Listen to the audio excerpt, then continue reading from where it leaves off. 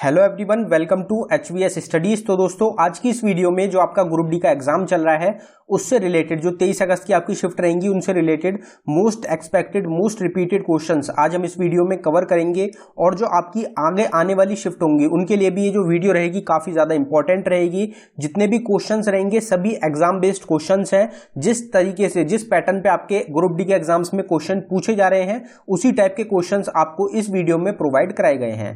अगर आपको वीडियो पसंद आए वीडियो को लाइक करें, शेयर करें और अगर आपने अभी तक चैनल को सब्सक्राइब नहीं किया है तो आप चैनल को जरूर सब्सक्राइब कर लें। हर एक क्वेश्चन को बिल्कुल डिटेल में कवर किया जाएगा। तो चलिए वीडियो को स्टार्ट करते हैं, देखते हैं पहला क्वेश्चन क्या है। तो हमारा पहला क्वेश्चन है, which of the following empires was founded by Harihara and Bukka in 1336। तो हरिहर और बुक्का के द्वारा कौन सा एम्पायर रहेगा जो कि फाउंड किया गया था, जिसकी स्थापना की गई थी 1336 में इनके द्वारा। तो आपका करेक्ट आंसर हो जाएगा विजयनगर एम्पायर। साउथ का एक एम्पायर रहेगा विजयनगर एम्पायर। इसको फाउंड किया गया था हरिहर और बुक्का के द्वारा 1336 में। अगर आपसे पूछ लिया जाए कि संगम डायनेस्टी किसके द्वारा फाउंड करी गई थी तो विजयनगर एम्पायर का हिस्सा रहेगा संगम डायनेस्टी। वो भी किसके द्वारा फाउंड करी गई तो वो हरिहर और बुक्का के द्वारा ही फाउंड करी गई थी। अगर आपसे संगम डायनेस्टी पूछी जाए या आपसे विजयनगर एम्पायर पूछा जाए तो ये फाउंड किए गए हैं हरिहर और बुक्का के द्वारा। अब ये जो क्वेश्चन रहेगा ये हमारा क्वेश्चन एम्पायर और डायनेस्टी से रिलेटेड हो जाता है। तो इससे रिलेटेड कुछ क्वेश्चंस को कवर कर लेते हैं जो एग्जाम्स में पूछे जाते हैं। तो अगर फाउंडर्स की बात करी जाए, जैनिज्म जो जैन रहेगा वो किसके द्वारा फाउंड किया गया था तो ऋषभ देव के द्वारा जैनिज्म जो है उसको फाउंड किया गया था। क्रिश्चियनिटी को फाउंड किया गया था जीसस क्राइस्ट के द्वारा और बुद्धिज्म को फाउंड किया गया था गौतम बुद्ध, जिनका असली नाम क्या रहेगा सिद्धार्थ गौतम के द्वारा बुद्धिज्म की नींव रखी गई थी, फाउंडेशन करा गया था। अगर मौर्यन एम्पायर की बात करी जाए तो चंद्रगुप्त मौर्य के द्वारा फाउंड किया गया था मौर्यन एम्पायर को। जो नंदा एम्पायर थे, नंदा जो रूलर थे उनको हरा के मौर्यन एम्पायर की चंद्रगुप्त मौर्य के द्वारा स्थापना करी गई थी। इसके बाद शुंग एम्पायर की अगर बात करी जाए तो पुष्यमित्र शुंग के द्वारा इसको फाउंड किया गया था। गुप्ता एम्पायर को श्री गुप्त ने फाउंड किया था। पल्लवा एम्पायर को सिमा विष्णु के द्वारा फाउंड किया गया था। चोला एम्पायर एग्जाम्स में पूछा जाता है विजयला के द्वारा इसको फाउंड किया गया था। पाल भी एग्जाम्स में काफी पूछा जाता है, गोपाल के द्वारा पाल डायनेस्टी को पाल एम्पायर को फाउंड किया गया था। अगर नंदा एम्पायर पूछा जाए तो महापद्मा नंद के द्वारा इसको फाउंड किया गया था। सतवाहन डायनेस्टी या सतवाहन एम्पायर को सिमुका सतवाहन के द्वारा स्टैब्लिश किया गया था। एग्जाम के लिए इंपॉर्टेंट क्वेश्चन है, गुलाम एम्पायर एग्जाम्स में काफी पूछा जाता है। गुलाम एम्पायर स्लेव डायनेस्टी या फिर इसको ममलुक डायनेस्टी के नाम से भी जाना जाता है। इसको किसके द्वारा फाउंड किया गया तो कुतुबुद्दीन ऐबक के द्वारा फाउंड किया गया था गुलाम एम्पायर को।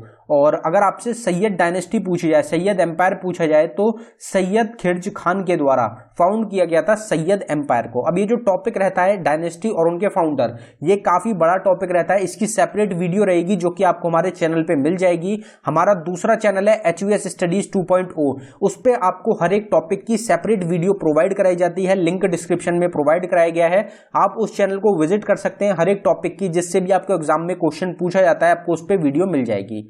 अगला क्वेश्चन देखते हैं, which among the following is the lightest noble gas. तो सबसे हल्की जो नोबल गैस है वो कौन सी नोबल गैस है। तो कितनी नोबल गैस होती है, कौन कौन सी जो वेट होता है क्या होता है, कौन सी हैवीएस्ट नोबल गैस है, कौन सी लाइटेस्ट नोबल गैस है, ये क्वेश्चन बनते हैं क्योंकि साइंस का जो आपका क्वेश्चंस हैं वो काफी पूछे जा रहे हैं आपके ग्रुप डी के एग्जाम में। 25 क्वेश्चन बनेंगे तो साइंस की सेपरेट वीडियो भी आपको चैनल पे मिल रही है।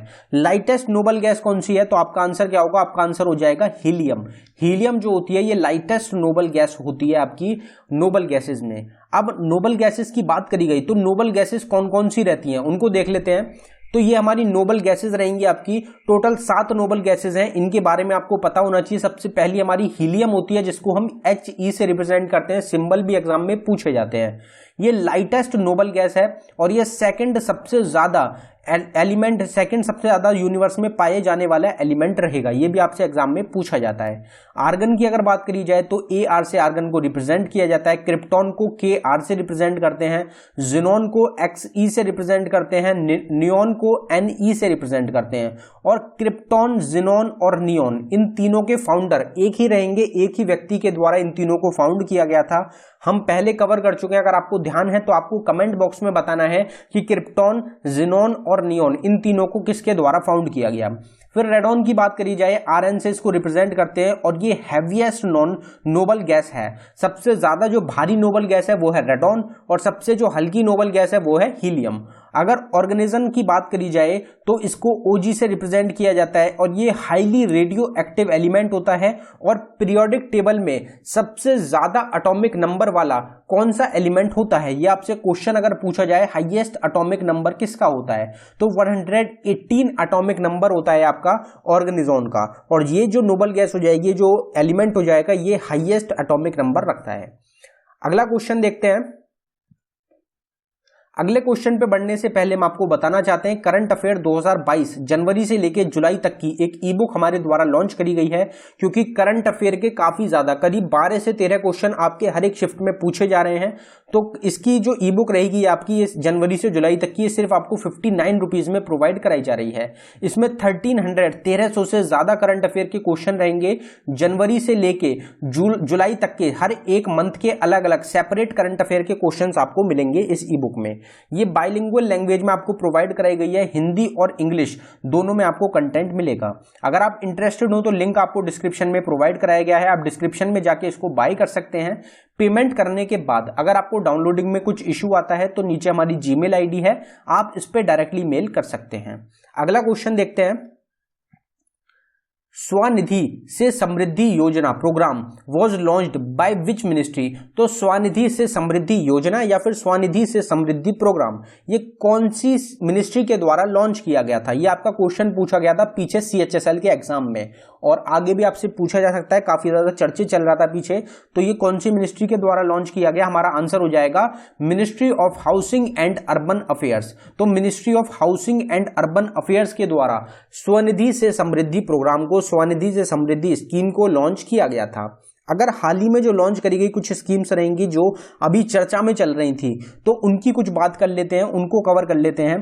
तो अगर बात करी जाए स्कीम्स की तो PM डिवाइन स्कीम को लॉन्च किया गया, एग्जाम में पूछी जा सकती है। ये मिनिस्ट्री ऑफ फाइनेंस के द्वारा लॉन्च करा गया है। किसके द्वारा? निर्मला सीतारमण जो कि हमारी फाइनेंस मिनिस्टर हैं, उनके द्वारा PM डिवाइन स्कीम को लॉन्च किया गया है।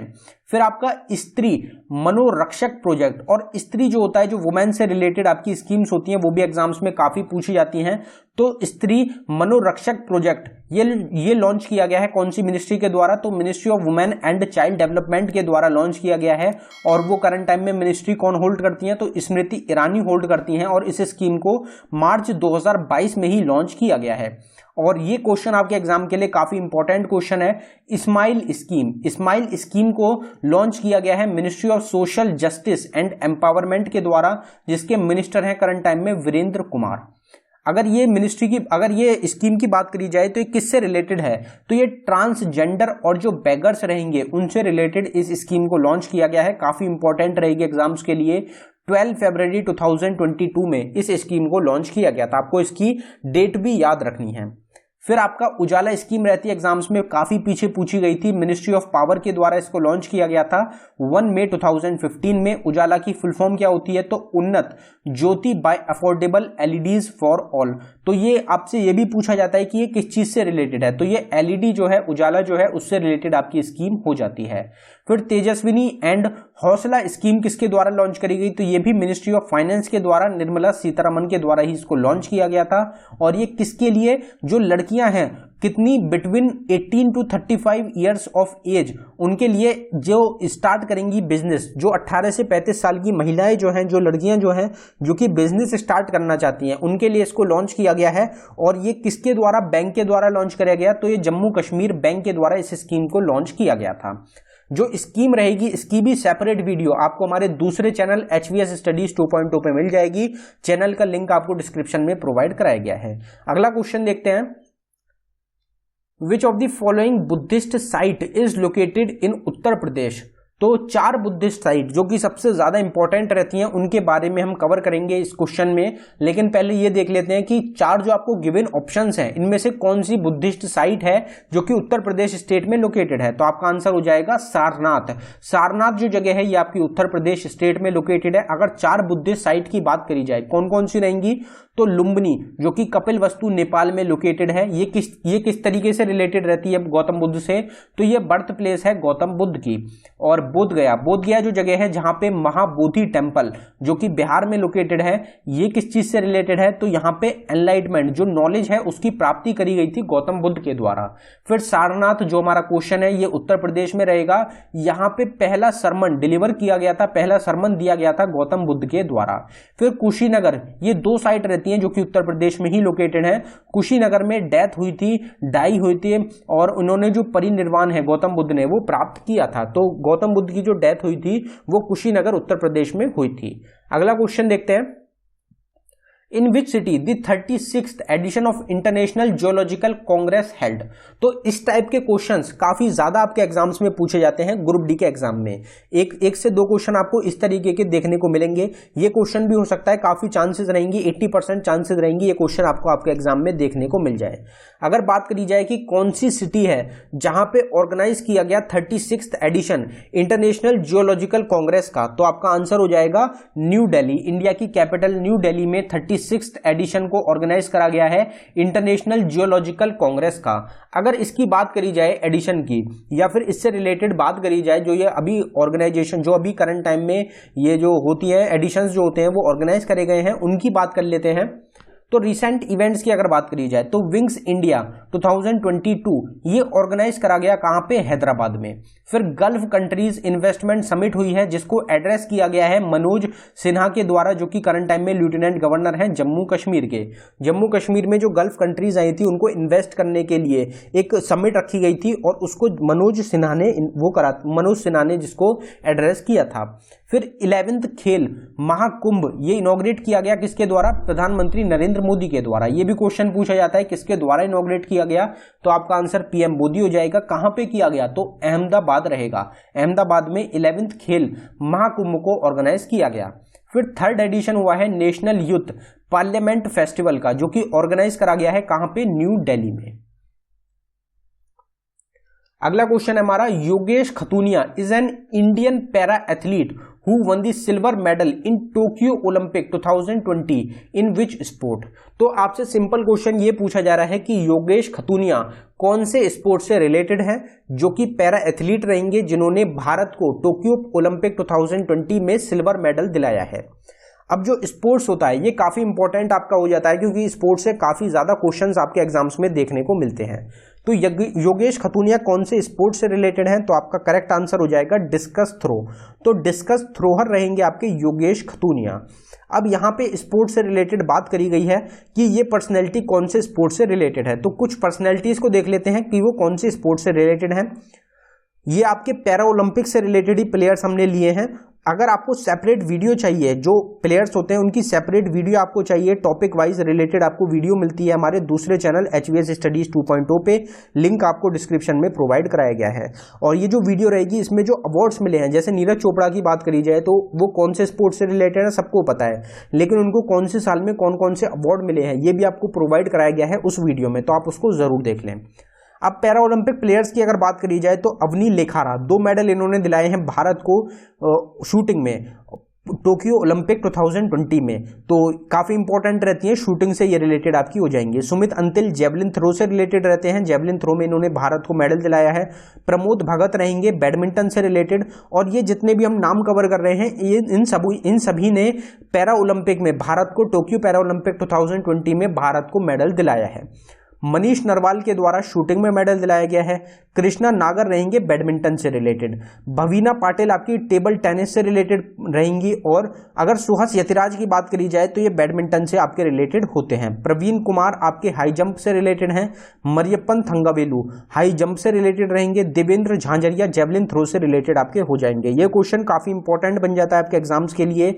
आपसे पूछा जाता है कि पहले पैरा एथलीट कौन है इंडिया के जिनको पद्म भूषण अवार्ड से सम्मानित किया गया है, तो वो कौन है आपके, वो देवेंद्र झाझरिया आपके हो जाएंगे। फिर निषाद कुमार आपके हाई जंप से रिलेटेड हैं, सिंहराज अधाना आपके शूटिंग से रिलेटेड हो जाएंगे, सुंदर सिंह गुर्जर हो जाएंगे आपके जेवलिन थ्रो से रिलेटेड। तो यहाँ पे हमने जो पैरालंपिक प्लेयर्स जो हैं उनकी अगर हमने बात कर ली, अब यहाँ पे जो टॉपिक हो जाता है ये आपका टोक्यो ओलंपिक का टॉपिक है, तो उसकी बात कर लेते हैं। तो अगर अपकमिंग हम ओलंपिक की बात या पैरा ओलंपिक की बात करें तो समर ओलंपिक या फिर पैरा ओलंपिक जो गेम होंगे 2020 में जो हुए हैं, 2021 में पोस्टपोन्ड हो गए थे, ये आपके टोक्यो जापान में ऑर्गेनाइज कराए गए थे। 2024 में होंगे जो समर ओलंपिक, वो आपके पेरिस फ्रांस में होंगे। एग्जाम में डायरेक्ट क्वेश्चन पूछे जाते हैं। 2028 में होंगे आपके लॉस एंजल्स अमेरिका में। 2032 में ब्रिस्बेन ऑस्ट्रेलिया में ऑर्गेनाइज होंगे। अगर विंटर ओलंपिक की बात करी जाए 2020 के कहां पे हुए हैं, ये हुए हैं आपके बीजिंग चाइना में। अगर 2026 की बात करी जाए तो मिलान एंड कोर्टिना में होंगे इटली में। हर 4 साल के गैप में ऑर्गेनाइज किए जाते हैं आपके समर ओलंपिक भी और विंटर ओलंपिक भी।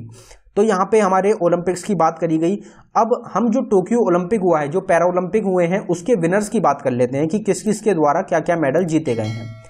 तो टोक्यो पैरा ओलंपिक की अगर बात करी जाए तो पहली रैंक चाइना की रही है, जिसमें 207 मेडल इनके द्वारा जीते गए, 96 गोल्ड, 60 सिल्वर और 51 ब्रॉन्ज। सेकंड रैंक रही है ब्रिटेन की 124 मेडल्स के साथ, 41 गोल्ड रहे हैं, 38 ब्रॉन्ज, 38 सिल्वर और 45 ब्रॉन्ज।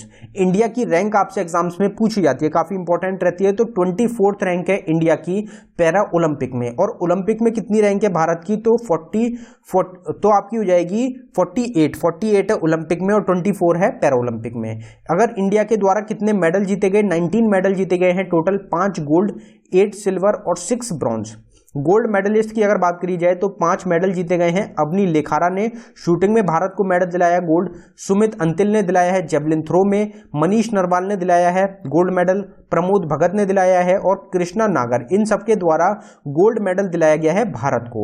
सिल्वर मेडल्स की अगर बात करी जाए तो सिल्वर मेडल दिलाए गए हैं भवानी पटेल के द्वारा, भवीना पटेल के द्वारा, निषाद कुमार के द्वारा, योगेश खतूनिया के द्वारा, देवेंद्र झांझरिया, मरियप्पन थंगवेलू, प्रवीण कुमार, सिंहराज अधाना और सुहस यतिराज। ये 8 लोग रहेंगे जिन्होंने भारत को सिल्वर मेडल दिलाए हैं। ब्रॉन्ज टोटल 6 मेडल दिलाए गए हैं। किस किस ने दिलाए हैं, तो सुंदर सिंह गुर्जर रहेंगे, सिंहराज अधाना। अब सिंहराज अधाना आप देख सकते हैं 2 जगह आ गया, एक तो इन्होंने ब्रॉन्ज मेडल दिलाया है और इन्होंने एक सिल्वर मेडल भी दिलाया है।